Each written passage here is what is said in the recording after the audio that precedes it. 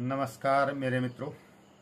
आज मैं राशि की बात करता हूँ कि कौन से अक्षर से कौन सी राशि पड़ती है। 12 राशियाँ हमारी कुंडली में होती है। नामकरण के वक्त आपको याद दिला दूँ कि पंडितों द्वारा जो राशि रखी जाती है, जो अक्षर से नाम रखा जाता है, वही राशि होती है। बहुत से लोगों को नाम का पता तो होता है, अपनी राशि का पता नहीं होता है। इसीलिए मैं चाहता हूँ कि आप लोगों को अपनी राशि का भी पता हो। तो 12 राशियाँ होती हैं। मेष, वृष, मिथुन, कर्क, सिंह, कन्या, तुला, वृश्चिक, धनु, मकर, कुंभ, मीन, ये 12 राशियां हैं। तो इन 12 राशियों के अंतर्गत कौन सा शब्द किस राशि के अंतर्गत आता है, जिस शब्द से नाम रखा जाता है। तो देखिए, मेष राशि के अंतर्गत आएगा चू, चे, चो, ला, ली, लू, ले, लो, आ, ये जो है मेष राशि में जाएगा। वृष राशि ई, उ, ए, ओ, वा, वी, वू, वो, वे, ये वृष राशि में जाएगा। मिथुन राशि का, की, कु, घ, ङ, के, को, हा, छ, ये जो है मिथुन राशि में चला जाएगा। कर्क राशि ही, हु, हे, हो, डा, डी, डू, डे, डो, ये कर्क राशि में चला जाएगा। सिंह राशि मा, मी, मू, मे, मा, टा, टी, टू, टे, ये जो है सिंह राशि में चला जाएगा। कन्या राशि पो, पा, पी, पू, सौ, ठो, सौ, अण, ठो, पे, पो, ये जो है कन्या राशि में चला जाएगा। तुला राशि रा, री, रू, रे, रो, ता, ती, तू, ते, ये तुला राशि में चला जाएगा। वृश्चिक राशि तो, ना, नी, नू, नो, या, ई, यू, ये वृश्चिक राशि होगा। धनु राशि ये, यो, भा, भी, भू, धा, फा, ठा, भे, ये जो है धनु राशि होगा। मकर राशि भो, जा, जी, खू, खे, खो, गा, गी, ये जो है मकर राशि होगा। कुंभ राशि गु, गे, गो, सा, सी, सू, से, सो, दा, ये जो है कुंभ राशि होगा। दी, दू, थो, झो, यो, दे, दो, चाची, ये जो है मीन राशि होगा। ये राशिगत हैं।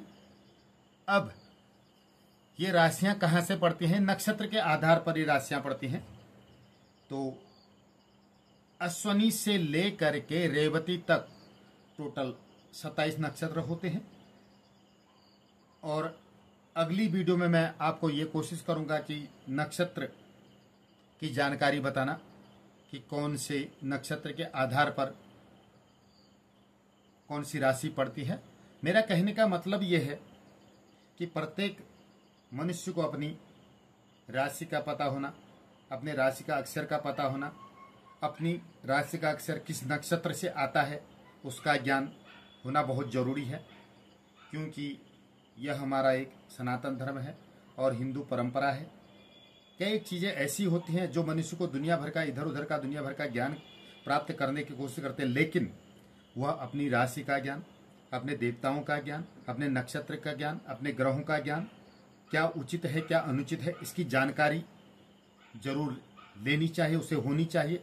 दुनिया भर की जानकारियां लोग लेते हैं, देते हैं, लेकिन उचित जो है, जो हमारे हमेशा काम में आती है, उनकी जानकारी हमेशा देनी चाहिए और सीखना चाहिए। आजकल प्रत्येक किताबों में, हर चैनल में, हर जगह कहीं पर भी हो तो ग्रह नक्षत्र कौन सा फल देता है, क्या करता है, ये संपूर्ण रहता है।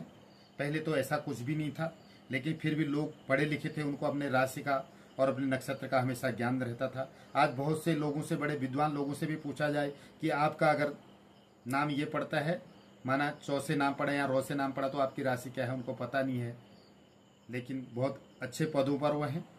तो इसलिए मेरा कहने का मतलब है, ज्योतिषी शास्त्र का ज्ञान होना बहुत जरूरी है हमारे जीवन में। क्योंकि इन्हीं के आधार पर, लगा लीजिएगा, हमारा जो है नाम रखा जाता है। इन्हीं राशियों के आधार पर, इन्हीं नक्षत्रों के आधार पर। हमें जब नक्षत्रों का, राशि का ज्ञान ही नहीं होगा तो हम कैसे अग्रसर होंगे, कैसे आगे बढ़ेंगे, बताइए।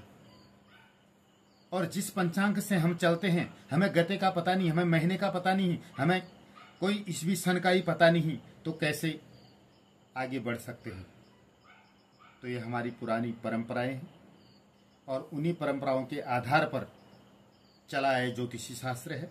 इसलिए मैं चाहता हूं हमेशा कि आप लोगों को कुछ न कुछ मिले इस चैनल से।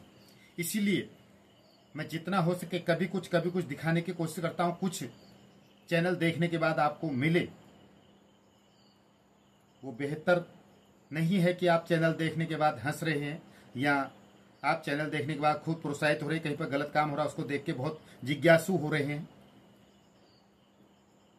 आप जिज्ञासु होइए, अच्छे काम में बिल्कुल देखिए अच्छी चीजें देखें जिससे कि ज्ञानवर्धक हो, जिससे बच्चों का बुद्धि विवेक बढ़े, ऐसे चीजों पर आप अमल करें।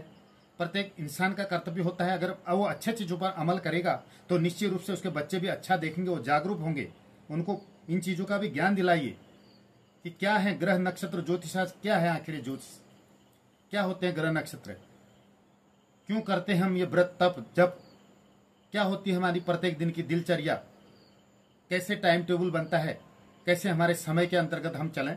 इन चीजों का बेहतर ज्ञान होना बहुत जरूरी है। तो जो मनुष्य हमेशा अपने शास्त्र अपने धर्म को लेकर के चलता है तो निश्चित रूप से उसकी उन्नति जरूर होती है, चाहे वो किसी क्षेत्र में हो या किसी कार्य में हो, अपने नियम के आधार पर ही चलता है। बहुत आवश्यक है, आज भी विज्ञान भी ज्योतिषी को बहुत मानता है, ज्योतिषी के आधार पर ही विज्ञान जो है चलता है, आप ये मान के चलिए। तो इसलिए बहुत जरूरी है कि आप लोग कुछ न कुछ सीखें, सीखने वाली चीजों पर हमेशा अमल दें। अगर आप इन चीजों को सीखोगे, जिज्ञासु रहोगे, तो आप कहीं पर भी कोई गलत नहीं कर पाएगा। आपको अपने राशि का पता, अपने नक्षत्र का पता, अपनी जाति का पता, अपने ग्रह ज्योतिष का पता, अपने पाठ पूजा का पता, नित्य कर्म कैसे पाठ होता है, किसको कैसे देवी की पूजा होती है, कैसे गणेश की पूजा होती है, कैसे शिव की पूजा होती है, कैसे पार्वती की पूजा होती है। देवी देवताओं की पूजा के अलग अलग विधान है। नहीं तो आपको बस एक ही उसमें सब कुछ ढाल दिया जाएगा, आप मान लेते हैं, आप अंधे भक्त होकर के बैठ जाते हैं। आपको ये पता ही नहीं रहता है कि कहां पर कौन सी चीज गलत हो रही है, कौन सी चीज सही हो रही है। आप आंख बंद करके बैठ जाते, कहते हैं बस हो गया, हमने तो कर दिया, बाकी उसके करे ना करे वो भोगेगा। वो क्या भोगेगा? आपने अगर सही करा ही नहीं है तो, आपको सही रास्ता नहीं बताया गया, आपको चोरी करना अगर बताया गया तो आप चोरी कर रहे हैं, उसके बाद कौन भोगेगा? भोगोगे तो आप ना, कर तो आप रहे हैं। तो इसीलिए इस बात का ध्यान दें हमेशा कि आप जिस कर्म को कर रहे हैं वो कर्म सार्थक है या उचित है अनुचित है, इसका ज्ञान होना बहुत जरूरी है। तो बने रहे मेरे साथ अगली वीडियो में, मैं दिखाऊंगा आपको कुछ न कुछ